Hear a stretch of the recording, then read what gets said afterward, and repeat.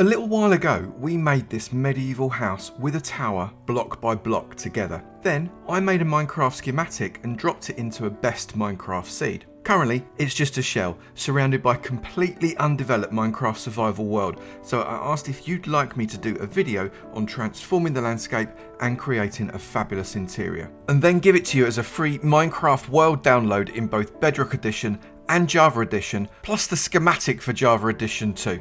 You said, yes please, so here it is.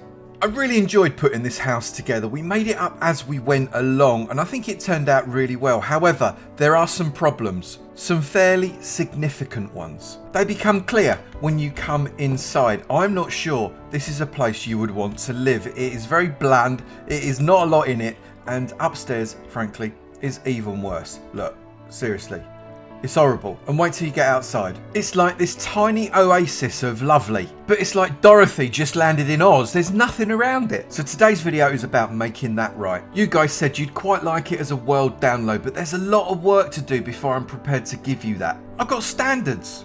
I'll let you know how to get the finished product a little bit later on in the video, but for now, let's make a start, and I think we're going to go inside first. And I think we're going to tackle the upstairs because it's probably the worst bit. We've got palette confusion in the floor there where the wood meets the stone. The wall transitions are all wrong. I mean, what's going on with that? We've got the calcite and the concrete. We need to sort that out.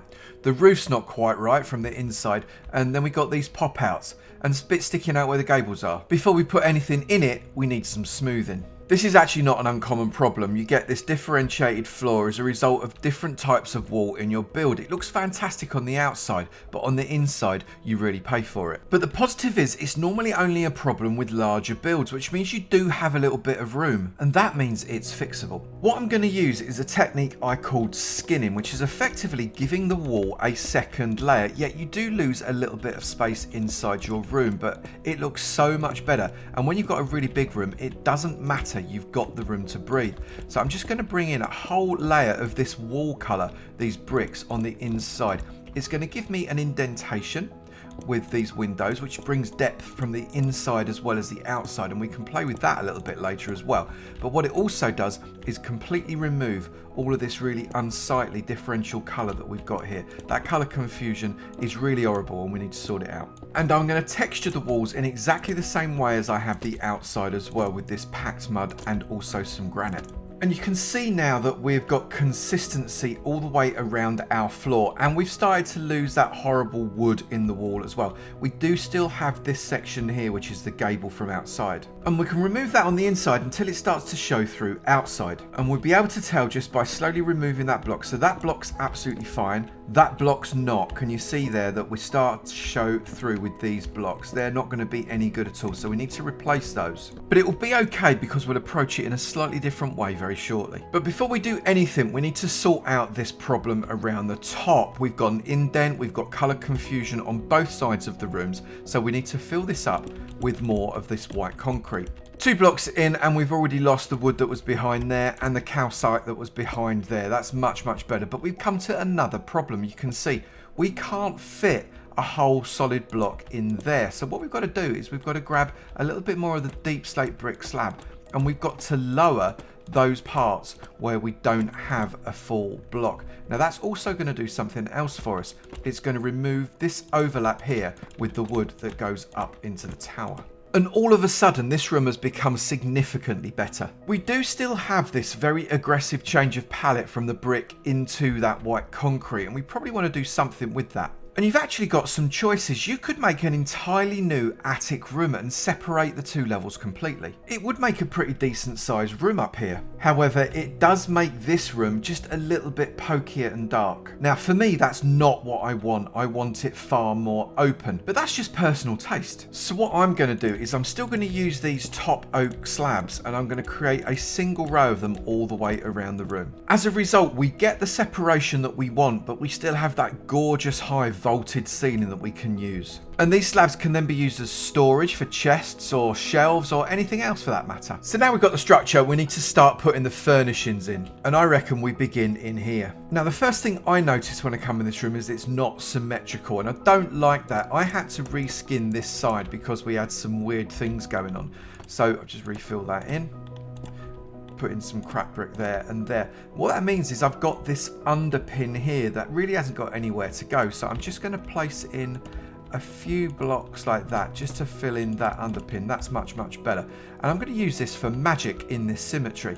So I'm going to bring, no, that's not what I'm after. I'm going to bring in some bookshelves, not a load of enchantment tables, down like this. I'm going to get rid of that. We're going to pop an enchantment table right in the middle right there. Now we have obviously a window, so we can't place books over the window, but what we can do is place books around like that.